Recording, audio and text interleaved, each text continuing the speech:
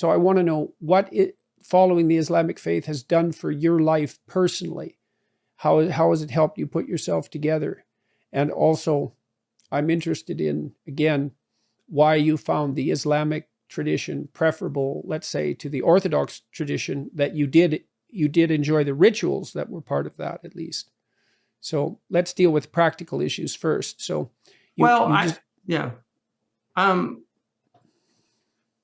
in terms of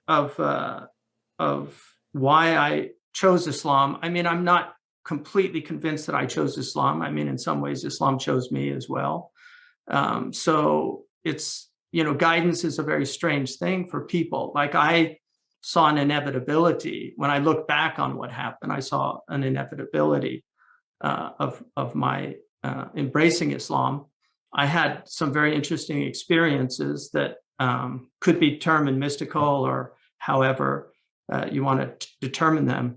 But the tradition itself, what struck me was, one, I got to keep all of the prophets that I believed in already, and I added, in addition, what we consider to be the final prophet. And just as very often Christians marvel at how Jews miss Jesus, Muslims also marvel at how Christians and Jews miss Muhammad. Although, to be fair to the Jews, they do acknowledge the prophet as a providential force, and they do acknowledge him as a Noahidic messenger preparing the way for the coming of the Messiah. So they do recognize that he was a providential force. At least the great, if you read George Kohler's book on Jewish theology, as a chapter on Judaism and Islam, and certainly the great father of Orientalism, Ignaz Goldziher, he actually said that he felt that Islam was the only religion that somebody of a philosophical bent could actually accept. And he wanted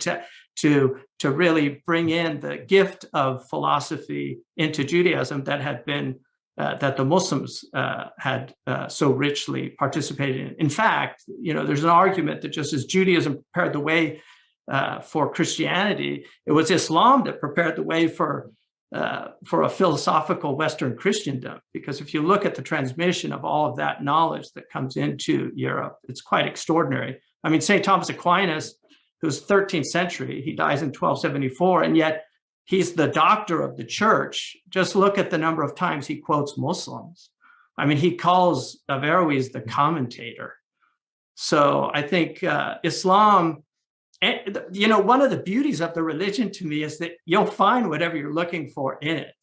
I mean, Islam, it has a very simple theology that anybody can understand. In Surah Al-Ikhlas, the chapter that says, God is unique, God is completely independent, God neither gives birth nor was God born, and there's nothing like God.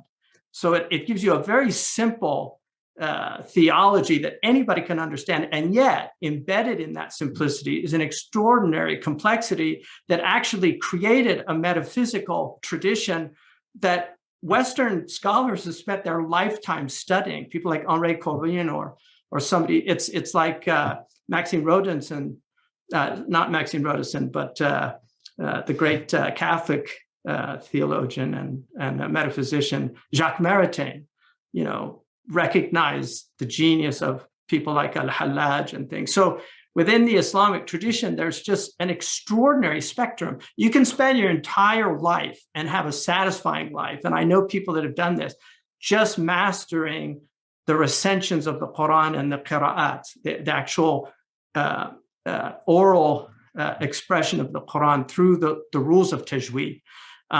You can spend your life studying exegesis. You can spend your life studying prophetic tradition. You can spend your life studying the great mystics of Islam. We have the best poets in the world. We also have the best architecture. I mean, there's nothing like the Taj Mahal or the Alhambra Palace. And even Western architecture, if you read Stealing from the Saracens, she shows how some of the finest Western architecture was basically taken from the Islamic civilization, including Notre Dame in Paris. So you can find incredible, I know people that just came to Islam through music.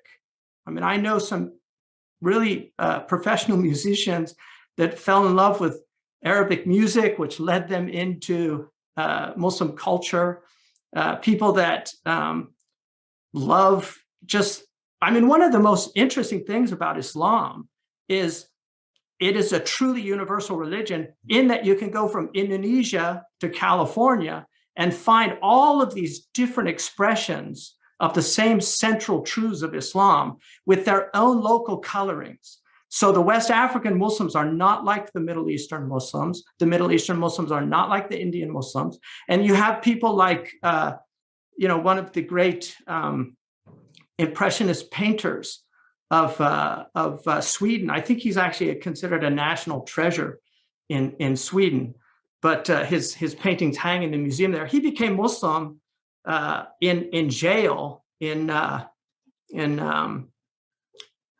for actually he shot a matador because he was raised by his father was a veterinarian, and he shot a matador because he was so horrified that they were bringing bullfighting into France.